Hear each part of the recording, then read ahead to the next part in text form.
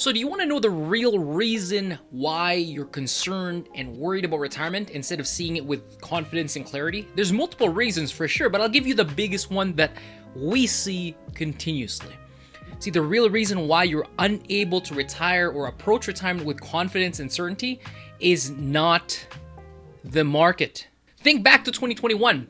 Everyone was winning, right? Everything was going up.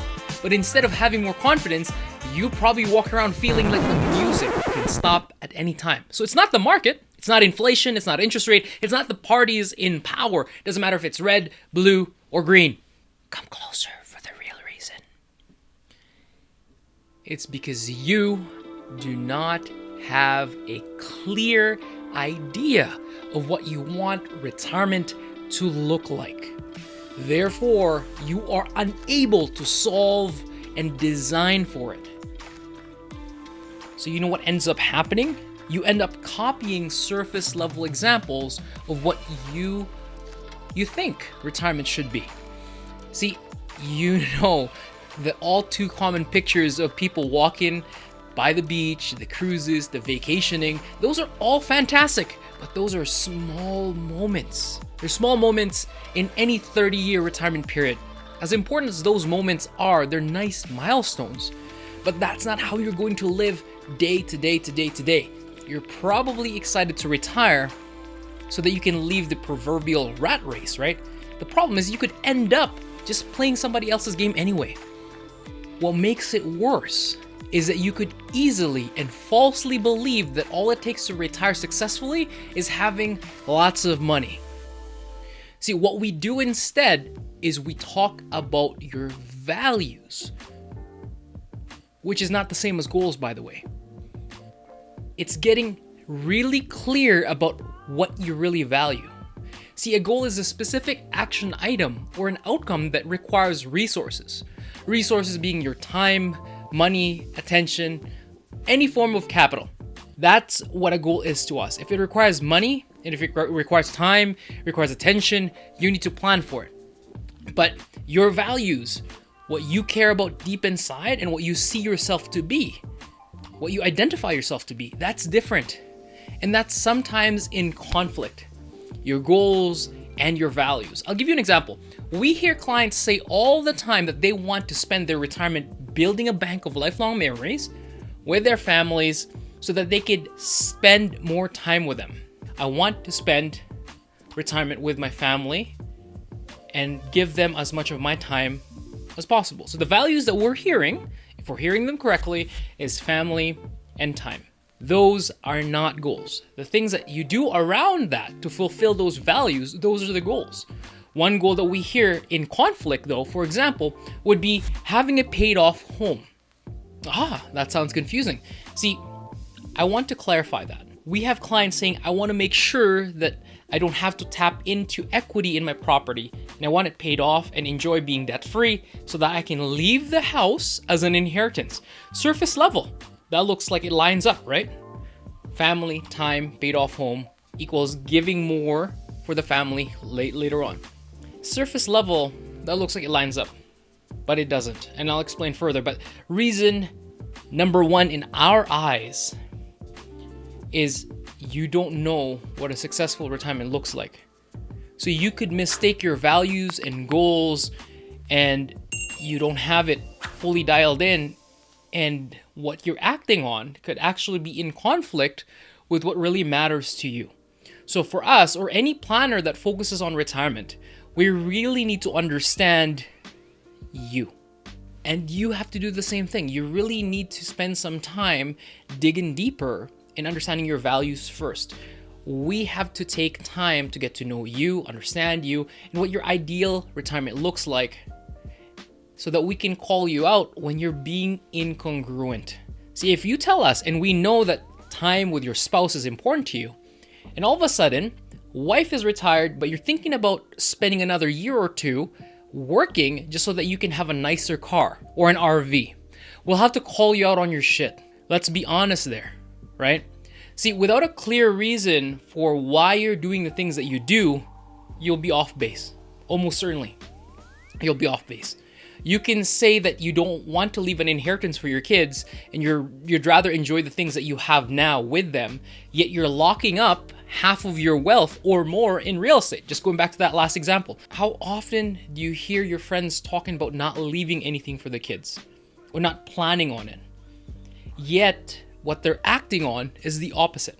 See, I'm not sure about you, but we really hear that all the time. We've seen multiple cases, and one that really comes to mind right now is last year we worked with a successful couple, and both of them were in power careers. You know, the types where you could become a junior partner, then a partner, then somebody that owns a firm, that type of role. And we asked them the same question. Are you earmarking anything for your children or your estate or any sort of inheritance, or can we tap into all your assets and spend it down in your retirement? And adamantly, they both said no. We paid for our kids' education. We've given them a great start. We've done our part. That's what they were saying. But, here's the but. They said, but I guess we'll leave them with a house. It'll be paid off by then. And then they can do whatever they want with that. See, in all exterior metrics, they were successful. And their children were even more successful. And frankly, the kids did not need any financial support at all. I could even defend a case where having to split that property in 3 ways would just be an additional burden for the kids than a benefit. It was just an additional nightmare. So as we gather more information, we realized that the home was worth well into the 7 figures. We showed them what it would be worth if they kept it until life expectancy. And depending on which projections we used, it was anywhere from $1.8 to $2.5 million. So putting it to that perspective, they then realized that that's way too much to just unconsciously leave behind for the kids. So we went a step further and we asked this simple question. What would this asset or the access to this equity buy them in the first 5 years of retirement? Or maybe even throughout retirement? How much more of a lifestyle can they sustain? With one of the versions that we looked at, it was an extra $30,000 every year after taxes and inflation throughout their whole retirement. $30,000 beyond what they needed or what they told us they needed. So let's go deeper. Put that in further perspective. How many vacations do you think that could buy for them? And that's the question that we asked. If you have some sort of affinity to your grandchildren and helping them grow, how many private lessons can that afford them in an annual basis? Whether that's for education, for sports, or some sort of leisure. What kind of legacy would you leave behind in your grandchildren? It's not just the financial. See, but being there to help instill those lessons in hiring somebody to teach them, or in this particular case, now that I'm thinking about it, one of them was anticipating working an extra 2 or 3 years because they still didn't feel secure enough to retire. We were able to show them just how much financial padding they actually had. So we created a plan where, what if they didn't tap into the equity and then later consider that? Now they're both retired. So let me turn that lesson to you as you're watching this. If you're in a similar situation, what can the extra income that's locked in your property do for you? Maybe that's getting too specific with the example. So let's just say, what if you made financial changes and made decisions that gave you an extra 3 years of retirement, just like it did for this couple? You know, the first 3 years of retirement when you actually have the most zest and energy to travel and to do the things that you said you've always wanted to do. Yet in this couple's default thinking before they started working with us, he was willing to give up 3 extra years, and the reward was it was just a bigger estate that no one really needed.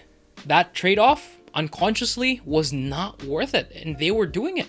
Their actions were in dissonance with their values. So the first step to winning retirement is getting clear about what you hold dear. I implore you, please take some time to understand and start really looking into this before you even look at retirement income or before you start hiring a planner.